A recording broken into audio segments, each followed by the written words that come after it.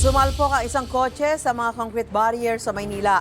Ang isa sa tatlong sakay nito sugatan at nawala ng malay. May unang balita si Jomer Apresto. Tulong-tulong ang mga tauhan ng Manila DRRMO para mailabas mula sa kotse ang isang babae na naaksidente sa P. Burgos sa Maynila pasado alas 12 ng hating gabi.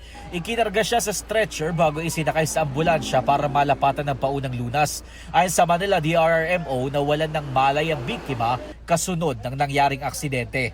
May kino-complain ho siyang abdominal pain, headache, so possible ho may internal organs na naabala dun sa katawan niya.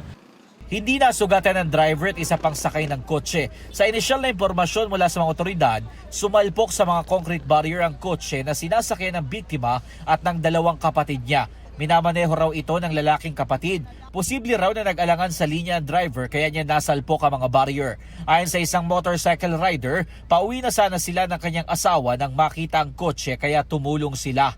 Sabi naman po nung driver, hindi naman po kasi niya kabisado yung daanan. Kaya nabulaga po sila sa concrete barrier, kaya nabangga po. Ayon naman sa ibang motorista, ilang beses nang nagkaroon ng aksidente sa lugar dahil anila sa kakulangan ng mga signage. Sinisika pa namin kunan ng pahayag ang Manila LGU. Patuloy pa ang investigasyon. Ito ang unang balita, Jomer Apresto para sa GMA Integrated News.